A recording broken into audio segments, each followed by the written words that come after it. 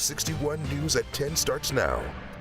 Alex and Dustin were like the kind of people that you could always count on to do the right thing and be there when you needed them. So we're trying to spread that message and kind of set that example. Tonight, the community came together on the ice, not for a championship, but for something much bigger, an important cause.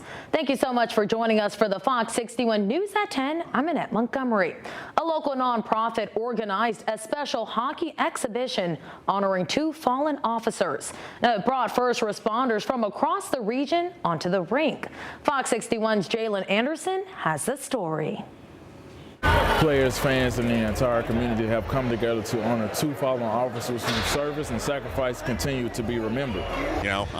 So to be able to try to spread that message and continue to help our community, it just honors them. We say it. We don't play for our names on the back. We play for who's on the front. The event, organized by the nonprofit Honor Them, brought together police, firefighters, EMTs, and dispatchers, all trading their gear in for hockey pads to honor their colleagues. While the scoreboard lit up with goals, the stands were filled with families of the fallen, sitting shoulder to shoulder with supporters from across the community. Players say the matchup isn't about the rivalry, it's about the solidarity, a moment for first responders to honor the sacrifice their work sometimes demands both on and off the ice. They were the kind of guys, one second you'd find them playing basketball with kids in the park. The next second you could count on them on a call. So they were kind of like that Swiss Army knife of policing that people expect out of us to be able to do everything. Friday was a night of hockey, but more importantly, a night of remembrance. And for these first responders, it's proof that even in loss, the community stands as one. Mark Morello, the Bristol Police Chief, says that the Honor Them Foundation embodies the spirit of Sergeant Hamzy and Lieutenant DeMonte. They were so impactful, not only as police officers, but as members of the community. And they're able to carry on that legacy through their nonprofit work. And I know that Alex and Dustin, looking down upon these team and the foundation and seeing that all the good work that they're doing through the foundation is carrying on that legacy and carrying on what they would have done. While the scoreboard will be forgotten soon enough, the meaning of this game will not. In Simsbury, Jalen Anderson, Fox 61. Thank you so much, Jalen. Well, switching gears to weather, it was a mix of sun and clouds today and another chilly night. But will there be any rain or snow for your weekend plans? Well, that will depend on where you are. So let's bring in meteorologist Sam Sampieri with the first check of the forecast. Sam. Well, if you're in northern New England and that, you'll get a little bit of snow and ice up there on Saturday night. For us, it'll be rain. As a matter of fact, a couple light showers have developed over the last half hour or so coming down that northwest flow. And just checking into the Waterbury, Oxford area, Middlebury. Actually, I saw a little bit of white here. It's changed back to rain. So it's not surprising that you might see a flake in the hills there in western Connecticut. But other than that, this little band of rain and showers is going to move on out as we clear out overnight with this little upper level system. Temperatures are in the upper 30s to lower and middle 40s across the region. And we'll keep those temperatures steady for a while until we clear out overnight. Temperatures will drop back into the upper 20s and lower 30s by your Saturday morning. And during the day on Saturday, increasing clouds after a bright start. And it looks like rain will begin sometime around 7, 8, 9 o'clock. Coming up, I will detail that rain, how much we get when it comes to an end. And yes, what you can expect moving in to next week. Details in a few minutes. And that. Thank you so much, Sam. Well, new tonight, President Trump has signed an executive order to eliminate tariffs on a wide range of commodities, including beef, coffee, and tropical fruits. Trump has said this action, particularly on beef, aims to help lower prices for you.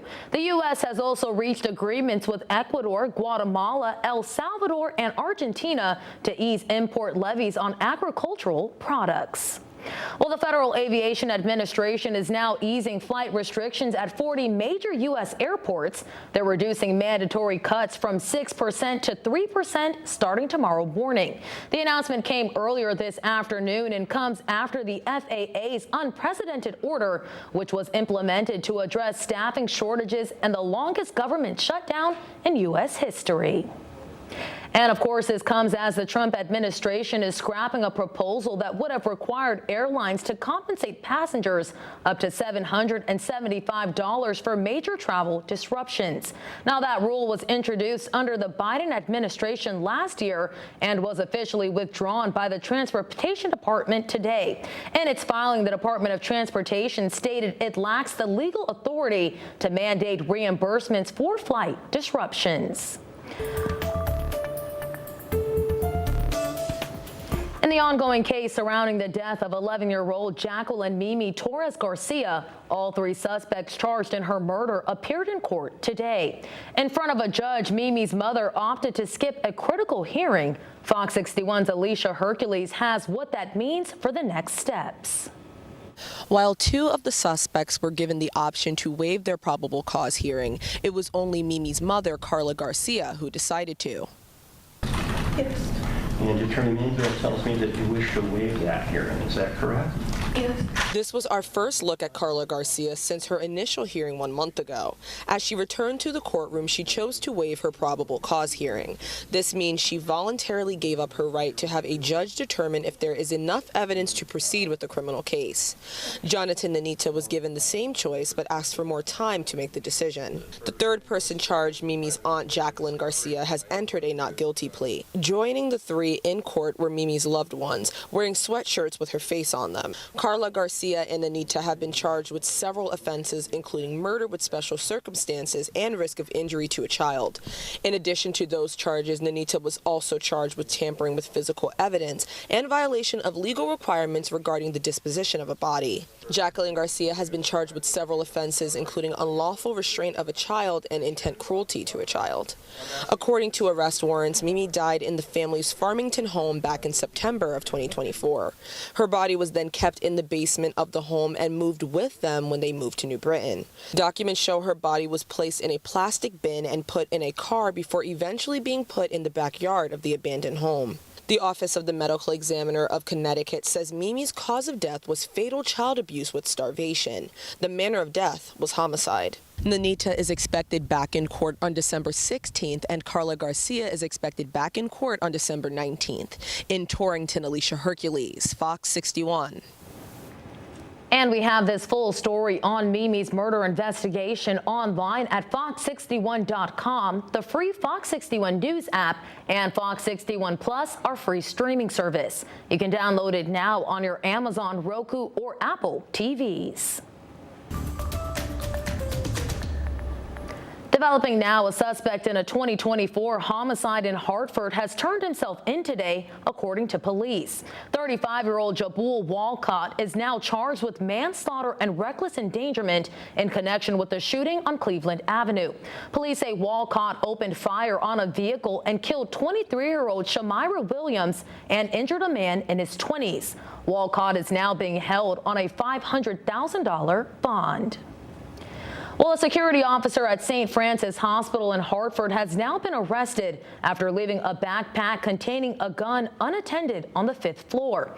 Police recovered a handgun with a large capacity magazine, threaded barrel, and no serial number. 19-year-old Kamar Camby admitted he owned it and is now facing several charges, including carrying a pistol without a permit and possession of a firearm with no serial number. Well, investigators now say the human remains they found in Mansfield Hollow Lake last month belong to a man who's been missing for more than 20 years. State police say Robert Kavanaugh was last seen in December of 2004. Detectives said they believe he left a suicide note around the time he disappeared. Well, fast forward to October 5th of this year, Mansfield firefighters found human remains floating in the lake. Throughout the investigation, more remains were found along with a pickup truck in the water. And detectives said they found Kavanaugh's license plate. The chief medical examiner's office identified the remains as Kavanaugh's. Right now, it appears this case is not criminal and it's now closed. We've come a long way, but the job's not done. Let's keep Connecticut moving forward together. And you just saw it there. Connecticut Governor Ned Lamont has officially launched his re-election campaign for next year. Today, he kicked off his campaign by traveling across the state, hosting events tailored to his focus for a potential third term. Lamont says there's still much to do when it comes to affordable health care, child care, energy, and housing for the state. Fox 61's Jamel Johnson has the story. On Twitter, Governor Ned Lamont announced that he would be seeking re-election with an almost 2-minute-long video. He then followed it up with a tour across Connecticut, talking about some of those issues he started to work on in his second term and what he plans to finish should he get re-elected. One of the governor's stops was in New Haven. Here, him and Mayor Justin Elicker participated in a New Haven walking tour where they focused on how many of the governor's policies have positively impacted the city. During the walking tour, Mayor Elicker officially endorsed Governor Lamont for his third term. He says Lamont's administration has been a huge help during his time in office. Mayor Elicker says investments into childhood education and housing have been the two most positive impacts on New Haven. In Lamont's campaign video, he mentioned implementing the Connecticut option for affordable health care, bringing in newer sources of electricity, building more affordable housing in the state, and says he wants pre-K being available to every kid in the state. The governor and his team have done a lot to support the city. And undoubtedly we've had our differences, but the differences aren't about what direction the state needs to go in, it's about how fast we get there. And the governor's always been, I think, really open to feedback and trying to navigate a tough time. This is about re-election. This is about keeping this state going. We're growing again. People are feeling confident and optimistic about the state. Young people are staying in the state right here in New Haven. That's what Susan and I want to keep going. Right now, the governor's only competition on the Democratic side is State Representative Josh Elliott, and on the Republican side is State Senator Ryan Fazio. At the Capitol, Jamel Johnson, Fox 61.